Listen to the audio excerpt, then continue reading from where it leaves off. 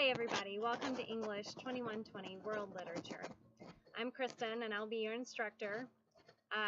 And I have a very long name with my title. It is Dr. Kristen Aldebol-Hazle.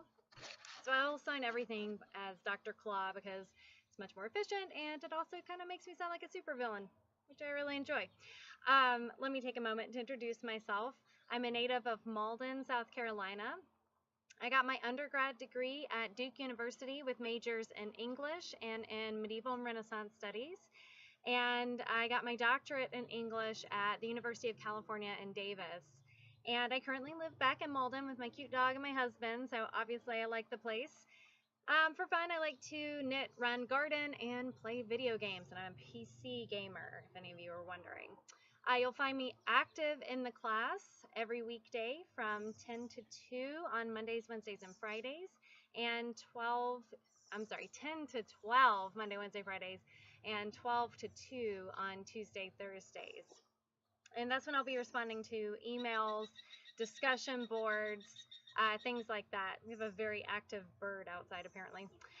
In case you are unfamiliar with online classes or if you just need a refresher, I want to tell you a little bit about what to expect in this online class. So I'll open most assignments 2 weeks before they're due or as early as I can. Obviously with the first due dates, I can't do those 2 weeks ahead of time because we're just now starting. In this class, all assignments will be due on Sundays at 11:59 p.m. Eastern Standard Daylight Savings Time. So all due times will be on this time zone. So that's Eastern Standard Daylight Savings Time. So if you're anywhere on the eastern coast of the United States in the Eastern Time Zone, it's your local time. Anybody else will need to calculate that. Let's see.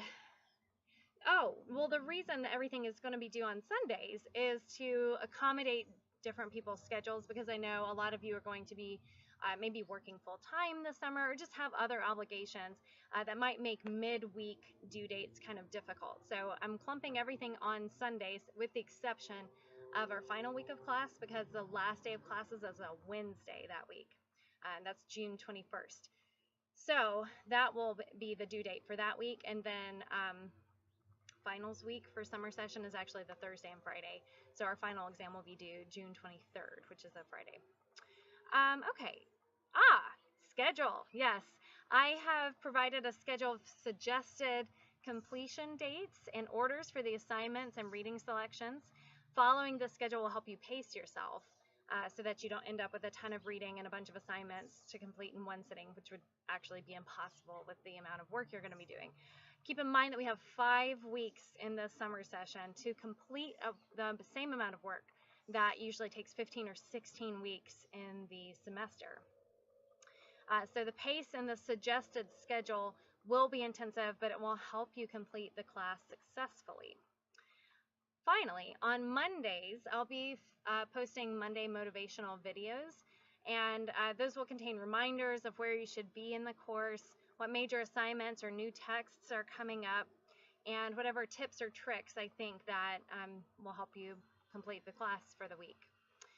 This course will challenge you to be responsible for your own work style, because I'm not going to be there with you. You'll have to click a button to actually see me talking to you, so it's very self-motivated.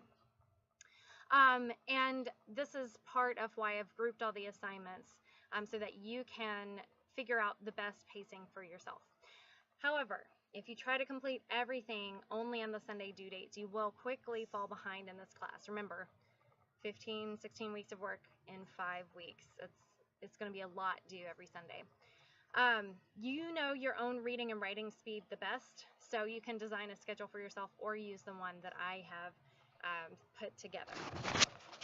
And that one will spread out the assignments and the readings in a way that's hopefully not overwhelming on any given day of the week.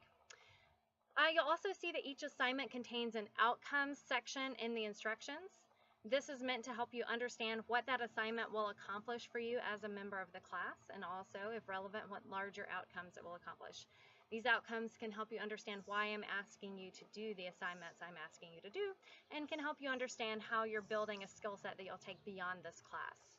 There are many more things to talk about, of course, but I'll go ahead and wrap up for now. To get started in this class, navigate to our class canvas and make sure you're in the home page. There you'll find several buttons linking you to important parts of our class canvas. I suggest that you begin with the schedule button to get a sense of when you need to have completed the various readings and assignments for this course. Then you can start reading your first text, which is the Epic of Gilgamesh, which is one of the earliest known texts written anywhere in the world. Sorry, my transcript is trying to fly across the camera here.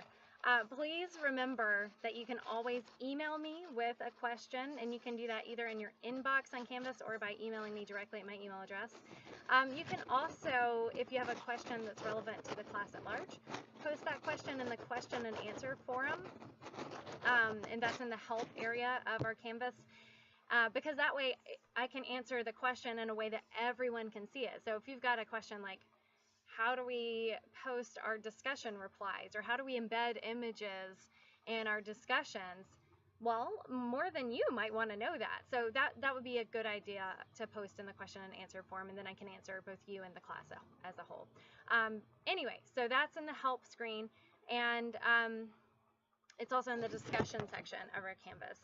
And all of those are linked on the home screen for our Canvas. So anyway, I will be posting more information about Unit 1, which is our beginnings of world literature. So as you begin tackling those assignments and discussion posts for that unit, you'll hear more about it. And in the meantime, please let me know if you have any questions, and happy reading.